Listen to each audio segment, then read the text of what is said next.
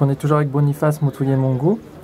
Est-ce que Boniface, tu subis des pressions pour ne pas parler de la grande attaque et notamment des blancs de la grande attaque? Ese Boniface hari abantu bakora iterabwoba ngo kugira ngo ntuzavuge ibyo babonye muri kiriya gitero simusiga? Je n'ai pas de pression, personne ne fait pression sur moi. Parce que je n'échange avec personne sur ce sujet. En dehors de Serge, Farnell, Bruno Boudiguet, moi, Matt Jules, il n'y a personne à qui il en a parlé. Uretse Bruno wanditse igitabo na Serge nanjye nta wundi muntu mwigeze mubiganira? Par contre, il en a parlé à Emmanuel, à Pilone, à des personnes sur place. Mwabiganiye na Manuel na Pilone yera n'abandi? Ntabyo twaganiriye kuko ntabwo duturanye. Ubu ntuye kumubuga bari mu bisesero. Non, je n'ai pas échangé sur ce sujet avec eux. Moi, j'habite à Mubuga et ils sont à Bisesero. Est-ce qu'il serait prêt à, donc Boniface, à faire un duplex vidéo auprès d'un public nombreux, notamment peut-être à Paris, un duplex avec les technologies modernes, tu sais, une sorte de vidéoconférence avec un écran, avec Skype, Internet, et qui puisse transmettre à beaucoup de gens. Là, j'arrive tout seul. Serge était venu seul, il y a eu Bruno ensuite. Voilà. Est-ce qu'il serait d'accord pour parler à un public où il y ait 10, 20, 30 personnes pour l'écouter à travers les technologies modernes Internet?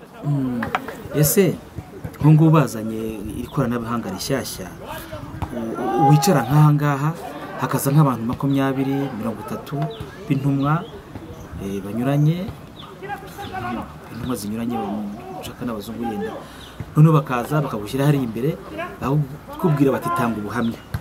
Noneho ubwo buhamya bwawe bafashe bariho bafata bafotora n'amashusho na za kamera, noneho ubwo buhamya bwawe bugahita bwoherezwa ku bantu benshi nk'i Burayi, Paris, bakajya babona ibyo uvuga nko kuri kwa televiziyo, bakakubona uri ahangaha ariko bo bari iriya za Burayi, Paris. Urumva wabyemera ibyo? Je peux accepter. Est-ce qu'il n'est pas fatigué de raconter l'histoire plusieurs fois sur plusieurs années? Et qu'est-ce qu'il attend de gens comme Serge, Bruno ou moi, plus modestement? Ese numva utananiwe kujya uhora buri mwaka uvuga ibintu byakubayeho? Ese icyo urindiriye kuri Serge, kuri Bruno bari abagiye bakubaza cyangwa uyu nguyu ni iki? Kunanirwa bo byanabamo, ariko ibyiza nuko byakemuka, icyo bigamije mbega kigakemuka bikavaho umuntu najya ahora byibuka.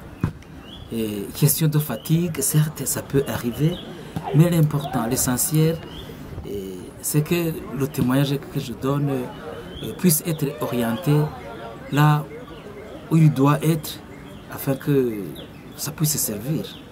Dis-lui que j'indiquais que j'arrivais plus modeste que Serge et Bruno, pas dans le sens plus modeste qu'eux, mais dans le sens où je sens qu'ils ont fait beaucoup de choses, ils ont écrit des livres. Pour l'instant, moi, j'ai écrit aucun livre.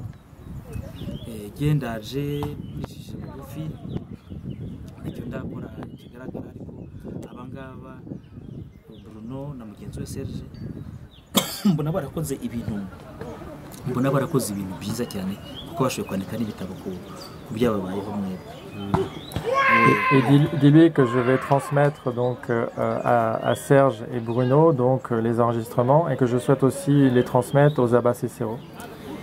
Mbone kumenyeshe ko aya majwi yafashe n'aya mashusho azayashyikiriza Serge na Bruno, ariko ko namwe Abasesero azayabagezaho.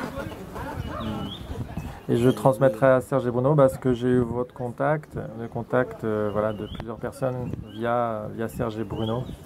Nzabishyikiriza Serge na Bruno kuko mfite hari amakontakte yanyu mfite, hari ukuntu nabageraho. Serais-tu d'accord, Boniface, pour faire aussi œuvre de témoignage auprès d'une délégation des gens qui viendraient cette fois? Beaucoup de gens qui viendraient vous écouter. Ese haje nk'abantu benshi, intumwa zikaza ari nyinshi, noneho zikifuza kumva ubuhamya bwawe, urumva wajya imbere y'abo bantu ugasubiramo ubuhamya bwawe ukababwira nabo? Nawe busubiramo rwose kuko mboze mu mutwe kucyo niboneye nirebera atari gihimbana. Parfaitement, je suis prêt à reprendre mon témoignage parce que je connais mon témoignage par cœur. Ce n'est pas une invention, c'est ce que j'ai vu, j'ai vécu. Je peux à tout moment le livrer. Attends-tu un procès au Rwanda? Waba urindiye ko aha mu Rwanda haba urubanza kuri ibyo bintu bicanyi bwabaye? ntabwo mbizi, bizwi na leta. Je ne sais pas si ce procès peut avoir lieu. Peut-être c'est l'État qui le sait. Est-ce que Boniface, tu as eu à parler lors de Gacaca? Ese waba waratanze ubuhamya muri Gacaca Ibi ngibi à propos des tueries, À propos de la grande attaque.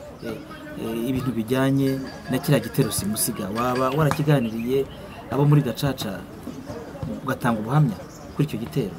muri Gacaca nta kintu nakiganiriyeho, kubera yuko muri Gacaca watangaga ubuhamya bw'uko ari uko wabonye umuntu runaka akwicira umuntu.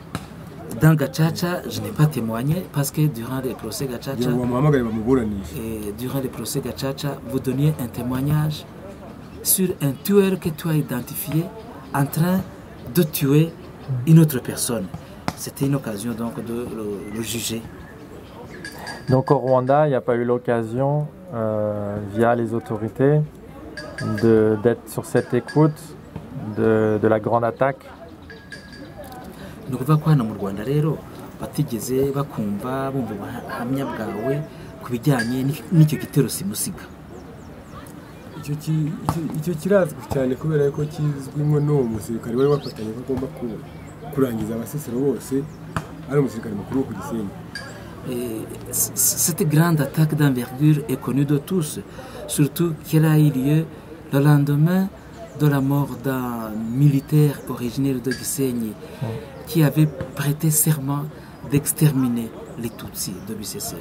Dis-lui que je suis allé au mémorial de Kigali et que je suis allé donc au mémorial de Bisesero, et nulle part apparaît le fait que des Blancs ont participé à la grande attaque.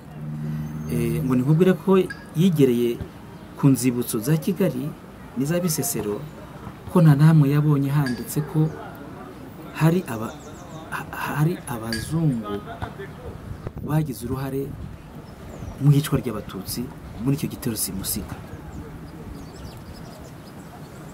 Ibyo ngibyo njyewe nasobanuye ko njyewe navuze ibyo nabonye. Ibyo rero kubigeraho rero ntabwo nzi gahunda yabyo, ariko njyewe nivugiye ibyo nzi nabonye. Moi j'ai donné mon témoignage sur ce que j'ai vu. Quant à l'objectif d'arriver à faire inscrire dans les mémoriaux que les Blancs ont participé au génocide des Tutsis à Bisesero, ça je ne sais pas, ça me concerne. Dis-lui que ça serait possible que ça apparaisse dans les mémoriaux, et que c'est au moment où moi je suis allé voir que ça n'apparaissait pas. Ça pourrait apparaître un autre jour, un autre moment, l'année prochaine, je ne sais pas quand. Mais là, au moment où moi j'y suis allé, ces jours derniers, ça n'apparaissait pas. Birashoboka ko mu minsi iri imbere bazabyandika muri izo nzibutso za Bisesero na Kigali n'izindi nzibutso. Birashoboka ko bazabyandikamo mu minsi iri imbere, ariko kugeza ubu igihe we yajyagayo ntabwo byari byandikwa. nuko ntari nabitangiye amakuru nk'uko bitewe yuko ntari nzi ko ibi ngibi bigomba kuzagira ingaruka abapfuye n'abasigaye. Bon, moi je n'avais pas donné des informations sur cette participation de Blancs parce que je ne savais pas que cela pouvait avoir un impact sur ceux qui ont survécu ou sur ceux qui sont morts. Dis-lui que je fais une pause.